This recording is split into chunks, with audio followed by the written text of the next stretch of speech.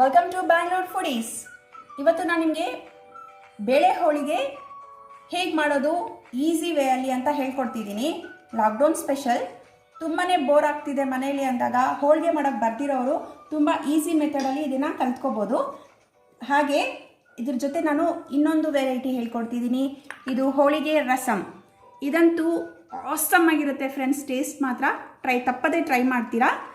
ನೀವು ಮಾಡಲೇಬೇಕು ಅಂತ ಅಂದ್ಕೊಂಡಿದ್ದೀನಿ. ಬನ್ನಿ ಹೇಗೆ ಮಾಡೋದು ಅಂತ ಸ್ಟಾರ್ಟ್ ಮಾಡೋಣ.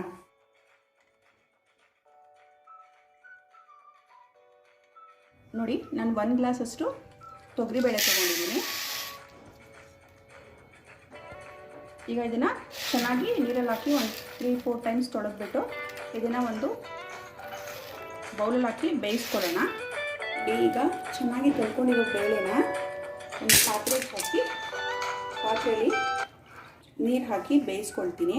ನಾನು 1 ಗ್ಲಾಸಷ್ಟು ಬೇಳೆ ತೊಗೊಂಡಿದ್ದೀನಿ, ಅದಕ್ಕೆ ನಾನು 3 ಗ್ಲಾಸಸ್ ಆಫ್ ವಾಟರ್ ಹಾಕ್ತಿದ್ದೀನಿ.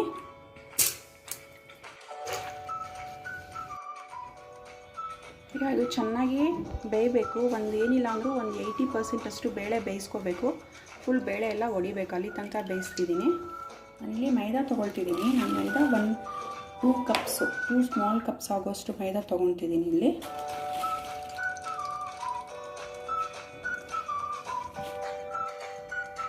ಸ್ವಲ್ಪ ಅರಿಶಿನ. ನಿಮಗೆ ಎಷ್ಟು ಡಾರ್ಕ್ನೆಸ್ ಬೇಕೋ ಅಷ್ಟು ಡಾರ್ಕ್ನೆಸ್ ಇಟ್ಕೊಬೋದು. ಅರಿಶಿನ ಸ್ವಲ್ಪ ಜಾಸ್ತಿ ಹಾಕಿದ್ರೆ ನಿಮಗೆ ಸ್ವಲ್ಪ ಡಾರ್ಕ್ ಜಾಸ್ತಿ ಬರುತ್ತೆ. ಹಾಗೆ ಸ್ವಲ್ಪ ಸಾಲ್ಟ್ ಹಾಕ್ಕೊಳ್ತಿದ್ದೀನಿ, ಒಂದು 2 ಪಿಂಚಸ್ ಅಷ್ಟು. ಸ್ವಲ್ಪ ಕಾಯಿಸಿರೋ ಎಣ್ಣೆ ಹಾಕ್ಕೊಳ್ತಿದ್ದೀನಿ, ಒಂದು 2 ಸ್ಪೂನ್ಸ್ ಅಷ್ಟು. ಸ್ವಲ್ಪ ನೀರು ಹಾಕ್ಕೊಂಡು ಈಗ ಇದನ್ನು ಕಲಿಸ್ಕೊಳ್ಳೋಣ. ನೋಡಿ, ಈ ಥರ ಫಸ್ಟು ಚೆನ್ನಾಗಿ ಎಲ್ಲ ಮಿಕ್ಸ್ ಮಾಡ್ಕೋಬೇಕು.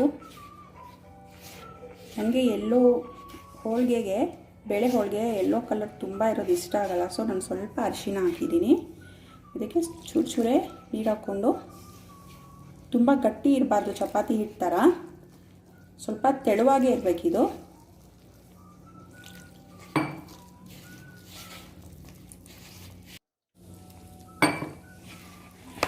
ಇಷ್ಟು ಸಾಫ್ಟ್ನೆಸ್ ಇರಬೇಕು. ಇಷ್ಟು ಸಾಫ್ಟಾಗಿದ್ರೇ ನಮಗೆ ಬೇಳೆ ಒಬ್ಬಟ್ಟು ಚೆನ್ನಾಗಿ ಬರೋದು. ಈಗ ಇದಕ್ಕೆ ನಾನು 1 ಕಪ್ಪಷ್ಟು ಆಯಿಲ್ ಹಾಕ್ಕೊಳ್ತಿದ್ದೀನಿ.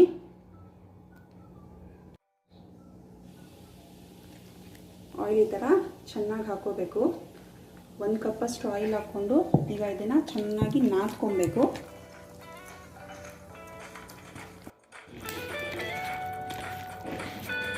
ಈ ಥರ ಚೆನ್ನಾಗಿ ಈ ಥರ ನಾದ್ಕೊಬೇಕು. ಇದು ಎಷ್ಟೊತ್ತು ಸೋಪ್ ಮಾಡಿ ಇಟ್ಟರೆ ಅಷ್ಟು ಚೆನ್ನಾಗಾಗುತ್ತೆ. ನಾನಿಲ್ಲಿ 1 ಅವರ್ಗಿಂತ ಬಿಫೋರ್ ಇದನ್ನು ಕಲಸಿಟ್ಟಿದ್ದೀನಿ. ನೋಡಿ, ಈಗ ಇದು ಈ ಥರ ಆಗಿದೆ ಅಲ್ಲ, ಇದನ್ನು 1 ಅವರ್ ರೆಸ್ಟ್ ಮಾಡೋಣ. ನೋಡಿ, ಈಗ ಇದು ಬೆಂದಿದೆ. ಈ ಥರ ಬೇಳೆ ಒಡೆದಿರಬೇಕು. ಈಗ ಬೆಂದಿದೆ ಅಂತ ಅರ್ಥ. ಈಗ ಇದನ್ನು ಸ್ಟ್ರೈನ್ ಮಾಡ್ಕೊಳ್ಳೋಣ ವಾಟರೆಲ್ಲ. ನೋಡಿ, ಈ ಥರ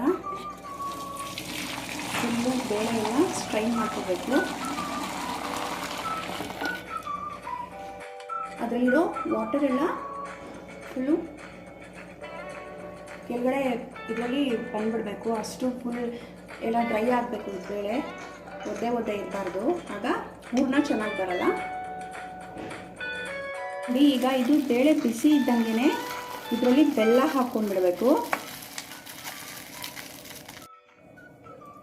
ನೋಡಿ, ನಾನು ಅವಾಗಲೇ ನಿಮಗೆ ಗ್ಲಾಸಲ್ಲಿ ತೋರಿಸ್ತಲ್ವ ಬೇಳೆ, ಅಷ್ಟು ಬೇಳೆಗೆ ನಾನು ಒಂದು ಉಂಡೆ ಅಂದರೆ 1/4 kg ಬೆಲ್ಲ ತೊಗೊಂಡಿದ್ದೀನಿ. ಹಾಗೆ ಇದಕ್ಕೆ ಬೆಲ್ಲನ ಚೂರು ಮಾಡಿ ಹಾಕ್ಕೊಂಡಿದ್ದೀನಿ. ಹಾಗೆ ನಾನು ಕೊಬ್ಬರಿ ತುರಿನೂ ಹಾಕ್ಕೊಳ್ತೀನಿ, ಹಸಿ ಕೊಬ್ಬರಿ ತುರಿ. ಈಗ ಇಷ್ಟೂ ಸ್ವಲ್ಪ ತಣ್ಣಗಾದ್ಮೇಲೆ ಇದನ್ನು ನಾವು ಗ್ರೈಂಡರ್ಗೆ ಹಾಕಿ ಗ್ರೈಂಡ್ ಮಾಡ್ಕೊಳ್ಳೋಣ. ಹೂರ್ಣ ರೆಡಿಯಾಗುತ್ತೆ. ಇಷ್ಟ ಆಗಿದೆ. ಈ ಥರ ಮಾಡ್ಕೋಬೇಕು, ವಾಟರ್ ಹಾಕ್ದಿರಾ. ಈಗ ಇದನ್ನು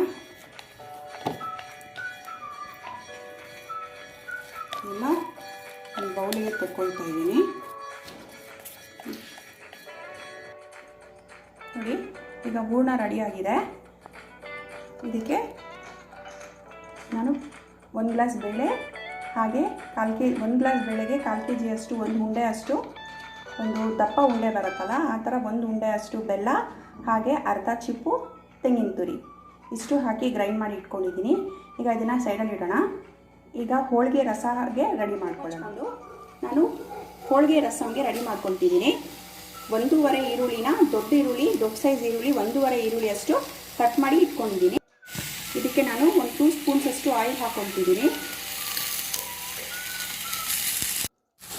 ಹಾಗೆ ಬೆಳ್ಳುಳ್ಳಿ 2 ಗಡ್ಡೆಯಷ್ಟು ಬೆಳ್ಳುಳ್ಳಿ ತೊಗೊಂಡಿದ್ದೀನಿ ನಾನು, ಬಿಡಿಸಿ ಅದನ್ನು ಇದ್ರ ಜೊತೆಗೆ ಹಾಕ್ಕೊಳ್ತಿದ್ದೀನಿ. ಬೆಳ್ಳುಳ್ಳಿ ಆದಮೇಲೆ ಇದಕ್ಕೆ ನಾನು ಹಸಿ ಕರಿಬೇವು ಸೊಪ್ಪನ್ನ ಹಾಕ್ಕೊಳ್ತಿದ್ದೀನಿ. ಇದನ್ನೆಲ್ಲ ಚೆನ್ನಾಗಿ ಫ್ರೈ ಮಾಡ್ಕೋಬೇಕು. ಆಯಿಲಲ್ಲಿ ಚೆನ್ನಾಗಿ ಫ್ರೈ ಆಗಬೇಕಿದು. ಹೋಳಿಗೆ ರಸಮ್ಗೆ ಹಸಿ ಕರಿಬೇವು ಸೊಪ್ಪೇ ಯೂಸ್ ಮಾಡಬೇಕು, ನೆನಪಲ್ಲಿ ಇಟ್ಕೊಳ್ಳಿ. ಸ್ವಲ್ಪ ಒಣಗಿರೋದು ಎಲ್ಲ ಆದರೆ ಟೇಸ್ಟು ಚೆನ್ನಾಗಿ ಬರಲ್ಲ ನಿಮಗೆ. ಕರಿಬೇವು ಸೊಪ್ಪು ತುಂಬಾ ಹಾಕಬೇಕು, ಆಗ ಇದ್ದಿದ್ದು ಟೇಸ್ಟ್ ಸೂಪರಾಗಿರುತ್ತೆ. ನೋಡಿ, ಇದು ರೋಸ್ಟ್ ಆಗೋ ಟೈಮಲ್ಲಿ ನಾನು 1/2 ಸ್ಪೂನಷ್ಟು ಪೆಪ್ಪರ್, ಹಾಗೆ 1 ಸ್ಪೂನಷ್ಟು ಜೀರಿಗೆ ತೊಗೊಂಡಿದ್ದೀನಿ. ಮೆಣಸು ಅರ್ಧ ಸ್ಪೂನು, ಜೀರಿಗೆ 1 ಸ್ಪೂನು ಇದನ್ನು ಹಾಕ್ಕೊಳ್ತಿದ್ದೀನಿ. ಇದಕ್ಕೇ ಹಾಕ್ಕೊಂಡಾದ್ಮೇಲೆ ಹಾಗೆ ಚೆನ್ನಾಗಿ ಫ್ರೈ ಮಾಡ್ಕೊಳ್ತಿದ್ದೀನಿ. ಇದು ರೋಸ್ಟ್ ಹಾಕಬೇಕು, ಚೆನ್ನಾಗಿ ಫ್ರೈ ಆಗಬೇಕು. ಈಗ ನೋಡಿ, ಆವಾಗಲೇ ನಾವು ಬೇಳೆನ ಗ್ರೈಂಡ್ ಮಾಡ್ಕೊಂಡಿದ್ವಲ್ಲ, ಅದರಲ್ಲೇ ನಾನು ಇದನ್ನು ಬೇಯಿಸ್ಕೊಂಡು ಇಟ್ಕೊಂಡಿದ್ದೀನಲ್ಲ, ಇದೆಲ್ಲ ಇದರಲ್ಲಿ ಹಾಕ್ಕೊಳ್ತಿದ್ದೀನಿ. ಸ್ವಲ್ಪ ತಣ್ಣಕ್ಕೆ ಹಾಕೋಗ್ಬಿಟ್ಟು ಆಮೇಲೆ ಇದರಲ್ಲಿ ಹಾಕ್ಕೊಳ್ತಿದ್ದೀನಿ. ಈಗ ಇದಕ್ಕೆ ಹುಣಸೆಹಣ್ಣು ತೊಳೆದು ಒಂದು ನಿಂಬೆಹಣ್ಣಷ್ಟು ಹುಣಸೆಹಣ್ಣು ಇದ್ರಲ್ಲಿ ಹಾಕ್ಕೊಳ್ತಿದ್ದೀನಿ. ಆಮೇಲೆ ನೆಕ್ಸ್ಟ್ ಬಂದು ಇದಕ್ಕೆ ಸಾಂಬಾರು ಪೌಡರು ಮನೇಲೆ ಮಾಡಿಟ್ಕೊಂಡಿರೋವಂಥ ಸಾಂಬಾರು ಪೌಡರು. ಎಷ್ಟು ಟೇಸ್ಟ್ ಬೇಕು ನಿಮಗೆ, ಎಷ್ಟು ಖಾರ ಇರಬೇಕು ಅಷ್ಟು ಹಾಕ್ಕೋಬೇಕು. ನಾನಿಲ್ಲಿ 4 ಸ್ಪೂನಷ್ಟು ಸಾಂಬಾರು ಪೌಡರ್ನ ಯೂಸ್ ಮಾಡ್ತಿದ್ದೀನಿ. ಓಕೆ, ಈಗ ಇದನ್ನು ಸ್ವಲ್ಪ ವಾಟರ್ ಹಾಕಿ ಗ್ರೈಂಡ್ ಮಾಡ್ಕೊಳ್ಳೋಣ. ನೋಡಿ, ಈಗ ಗ್ರೈಂಡ್ ಮಾಡ್ಕೊಂಡು ಇಟ್ಕೊಂಡಿರೋ ಈ ಪೇಸ್ಟ್ನ, ಖಾರನ ಯಾವಾಗಲೇ ನಾವು ಬೇಳೆಯಿಂದ ನೀರು ಇಟ್ಕೊಂಡಿದ್ವಲ್ಲ ತೆಗೆದು, ಅದಕ್ಕೆ ಮಿಕ್ಸ್ ಮಾಡ್ಕೋಬೇಕು. ಒಂದು ನೆನಪಲ್ಲಿರಲಿ, ಇದಕ್ಕೆ ನಾವು ಸಪ್ರೇಟ್ ವಾಟರ್ ಆ್ಯಡ್ ಮಾಡಬಾರ್ದು. ನಾವೆಷ್ಟು ಬೇಳೆ ನೀರು ತೆಗೆದು ಇಟ್ಕೊಂಡಿರ್ತೀವಿ ಅಷ್ಟು ಮಾತ್ರನೇ ಯೂಸ್ ಮಾಡ್ಕೋಬೇಕು. ವಂಡರ್ಫುಲ್ ರಸಮ್ಮು ಇದು, ಹೋಳಿಗೆ ರಸಮ್ ಸೂಪರಾಗಿರುತ್ತೆ. ಎಲ್ಲರೂ ಮಾಡ್ತಾರೆ ಹೋಳಿಗೆ, ಬಟ್ ಒಬ್ಬೊಬ್ರದ್ದು ಒಂದೊಂದು ಥರ ವೆರೈಟಿಯಾಗಿ ಮಾಡ್ತಾರಲ್ಲ, ಮೆಥಡ್ ಚೇಂಜ್ ಇರುತ್ತೆ. ಬಟ್ ಈ ಥರ ಒಂದ್ಸಲ ಮಾಡಿ ನೋಡಿ, ತುಂಬಾ ಸೂಪರಾಗಿರುತ್ತೆ. ಇದಕ್ಕೆ ಸ್ವಲ್ಪ ಸಾಲ್ಟ್ ಹಾಕ್ಕೊಂಡು ಚೆನ್ನಾಗಿ ಕುದಿ ಬರೋ ತನಕ ಹಾಗೆ ಕುಕ್ ಮಾಡ್ಕೋಬೇಕು. ನೋಡಿ, ಈಗ ಇದಕ್ಕೆ ನಾನು ರಾ ಸಾಲ್ಟ್ ಹಾಕ್ತಿದ್ದೀನಿ, ಕಲ್ಲುಪ್ಪು.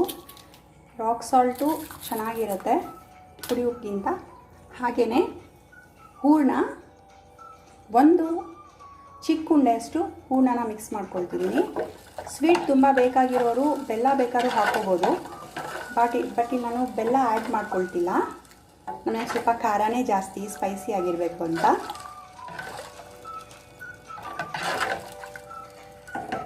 ಓಕೆ, ಈಗ ಇದು ಚೆನ್ನಾಗಿ ಕುದಿ ಬರಲಿ.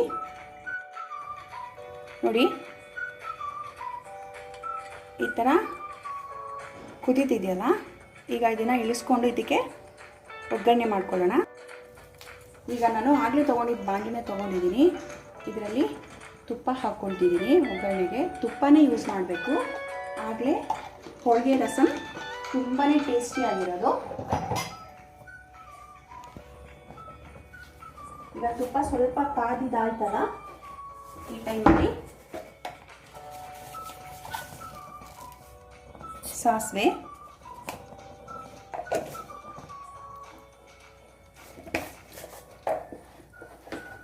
ಸ್ವಲ್ಪ ಸಾಸಿವೆ ಚಿಟಪಟ ಅಂದಿದ ತಕ್ಷಣ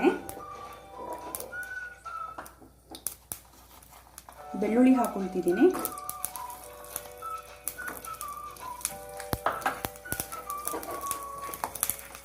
ಬೆಳ್ಳುಳ್ಳಿ ಆದಮೇಲೆ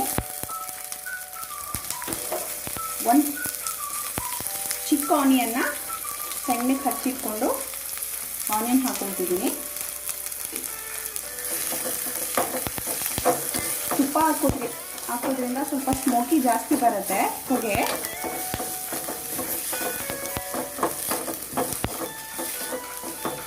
ಸ್ವಲ್ಪ ಫ್ರೈ ಆಗ್ತಿರ್ತಾಗೇ ನಾನು 1 ಹಿಡಿಯಷ್ಟು ಹಸಿ ಕರಿಬೇವು ಸೊಪ್ಪು ತೊಗೊಂಡಿದ್ದೀನಿ.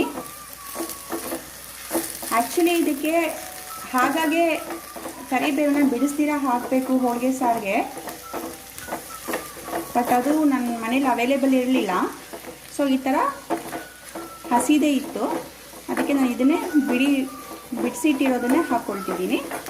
ಕರಿಬೇವು ಎಷ್ಟು ಹಾಕ್ಕೊಂಡ್ರೆ ಅಷ್ಟೇ ಟೇಸ್ಟ್ ಆಗಿರುತ್ತೆ ಹೋಳಿಗೆ ರಸಮ್.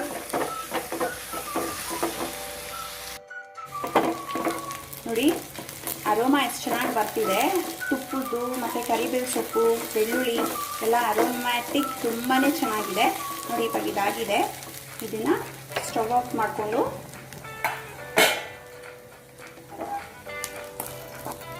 ನೋಡಿ ರಸಮಲ್ಲಿ ಹಾಕ್ಕೊಂಡ್ಬಿಡ್ಬೇಕು.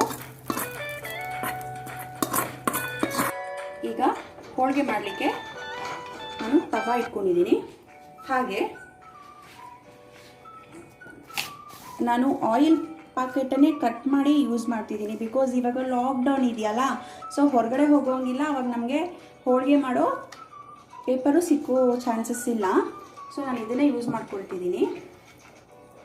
ಈಗ ಇದಕ್ಕೆ ಸ್ವಲ್ಪ ಆಯಿಲ್ ಹಾಕೋಬೇಕು. ಫಸ್ಟಲ್ಲಿ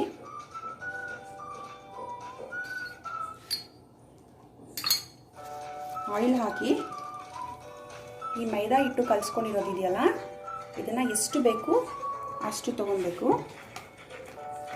ನೋಡಿ ತುಂಬ ಸಾಫ್ಟ್ ಆಗಿದೆ ಇದು.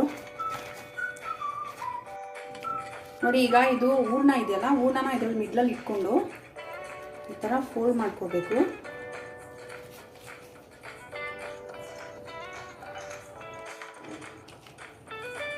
ನೋಡಿ ಈ ಥರ ಮಾಡ್ಕೊಬೇಕು.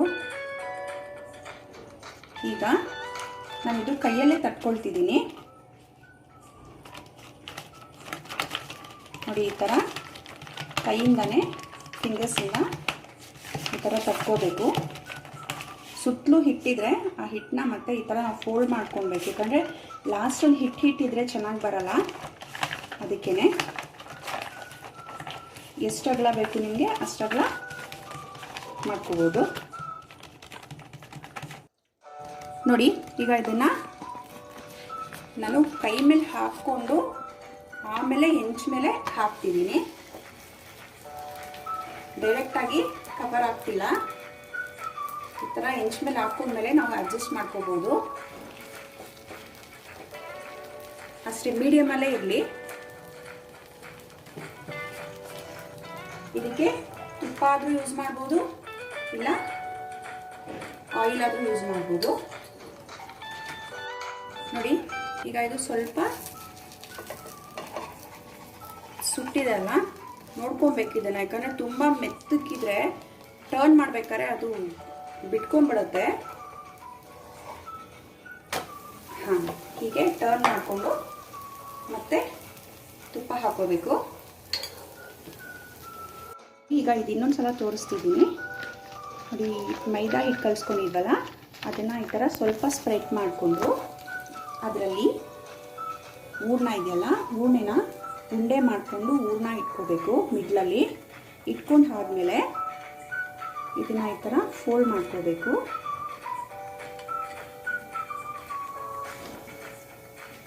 ನೋಡಿ ಈ ಥರ ಫೋಲ್ಡ್ ಮಾಡ್ಕೊಬೇಕು. ಎಲ್ಲ ಕಡೆ ಕವರ್ ಆಗೋ ಥರ ಫೋಲ್ಡ್ ಮಾಡಿಕೊಂಡು ನೋಡಿ ಈಗ ಆಯಿಲ್ ಹಾಕ್ಕೊಂಡು ಸ್ವಲ್ಪ ಹಾಗೆ ಅದ್ರ ಮೇಲೆ ಸ್ವಲ್ಪ ಆಯಿಲ್ ಹಾಕಿ ಈ ಥರ ಪ್ರೆಸ್ ಮಾಡ್ಕೋಬೇಕು. ನಿಮಗೆ ಎಷ್ಟು ಕನ್ವೀನಿಯೆಂಟ್ ಆಗುತ್ತೆ ಅಷ್ಟಗಲನೇ ಮಾಡ್ಕೋಬೋದು. ನೋಡಿ ಈಗ ಇದೇನಾಗಿದೆ ಬನ್ನಿ ನೋಡೋಣ. ನೋಡಿ ಇದಾಗಿದೆ ಹೋಳಿಗೆ. ಇದನ್ನು ಸೈಡ್ಗೆ ತೆಗೆದಿಟ್ಕೊಂಡ್ಬಿಟ್ಟು ಈಗ ನಾನು ಇಲ್ಲಿ ಇನ್ನೊಂದು ಹಾಕ್ತಿದ್ದೀನಿ. ಈ ಥರ ಕೈಗೆ ತಗೊಂಡು ಹೀಗೆ ಸ್ಪ್ರೆಡ್ ಮಾಡ್ಕೋಬೇಕು. ಕೈಗೆ ಎಣ್ಣೆ ಹಚ್ಚೋದನ್ನು ಮರಿಬೇಡಿ, ಆಗ ಚೆನ್ನಾಗಿ ಬರುತ್ತೆ. ಈಗ ಇದು ಸ್ವಲ್ಪ ಫ್ರೈ ಆದಮೇಲೆ ಟರ್ನ್ ಮಾಡ್ಕೋಬೇಕು. ಹಾಗೆ ಟರ್ನ್ ಮಾಡಬಾರ್ದು. ನೋಡಿ ಈಗ ಇದನ್ನು ಫಸ್ಟು ಈ ಥರ ಟರ್ನ್ ಮಾಡ್ಕೊಳ್ಳೋಣ. ಆಮೇಲೆ ಇದಕ್ಕೆ ಸ್ವಲ್ಪ ಘೀ ಹಾಕ್ಕೊಳ್ಬೇಕು. ನೋಡಿ 2 ಸೈಡ್ಸು ಈ ಥರ ಸುಟ್ಕೋಬೇಕು. ಈಗ ಇದು ರೆಡಿಯಾಗಿದೆ. ಎಷ್ಟೋ ರುಚಿಕರವಾದ, ಈಸಿಯಾದ, ಟೇಸ್ಟಿಯಾದಂತಹ ಫಟಾಫಟ್ ಅಂತ ಮಾಡ್ಕೊಬೋದು. ಎಲ್ಲರೂ ಕಷ್ಟ ಅಂತಾರೆ, ಬಟ್ ಹೋಳಿಗೆ ಮಾಡೋದು ತುಂಬಾ ಸುಲಭ. ನೋಡಿ, ಈಗ ಎಷ್ಟೋ ರುಚಿಕರವಾದ, ತುಂಬಾ ಸಾಫ್ಟ್ ಆಗಿರುವಂತಹ ಬೇಳೆ ಹೋಳಿಗೆ ರೆಡಿಯಾಗಿದೆ. ಇದನ್ನು ತುಂಬ ಕಷ್ಟ ಅಂದ್ಕೊಳ್ತಾರೆ, ಬಟ್ ಮಾಡೋ ವೇಯಲ್ಲಿ ಮಾಡಿದ್ರೆ ತುಂಬಾ ಈಸಿಯಾಗಿ ಮಾಡಿಬಿಡ್ಬೋದು. ಇದು ನಿಮಗೆ ತಪ್ಪದೇ ಇಷ್ಟ ಆಗುತ್ತೆ, ಅಷ್ಟು ಚೆನ್ನಾಗಿ ಬಂದಿದೆ. ಹಾಗೆ ಇದು ಹೋಳಿಗೆ ರಸಮ್ಮು ಎಲ್ಲರೂ ಮಾಡ್ತಾರೆ, ಬಟ್ ಒಬ್ಬೊಬ್ರದ್ದು ಒಂದೊಂದು ಥರ ವೆರೈಟಿ ಇದೆ ಅಂತ ಆವಾಗಲೇ ಹೇಳಿದೆ ಅಲ್ವಾ. ಇದನ್ನು ಟ್ರೈ ಮಾಡಿ ನೋಡಿ, ತುಂಬಾ ಇಷ್ಟಪಡ್ತೀರಾ. ಇದು ನಿಮಗೆ ಇಷ್ಟ ಆದಲ್ಲಿ ನನ್ನ ಚಾನಲ್ನ ಲೈಕ್ ಮಾಡಿ, ಹಾಗೆ ಸಬ್ಸ್ಕ್ರೈಬ್ ಮಾಡಿ, ಪಕ್ಕದಲ್ಲಿರೋ ಬೆಲ್ ಐಕಾನ್ನ ಕ್ಲಿಕ್ ಮಾಡೋದನ್ನು ಮಾತ್ರ ಮರಿಬೇಡಿ ಫಾರ್ ಮೋರ್ ನೋಟಿಫಿಕೇಷನ್ಗೋಸ್ಕರ. Thank you for watching Bangalore foodies.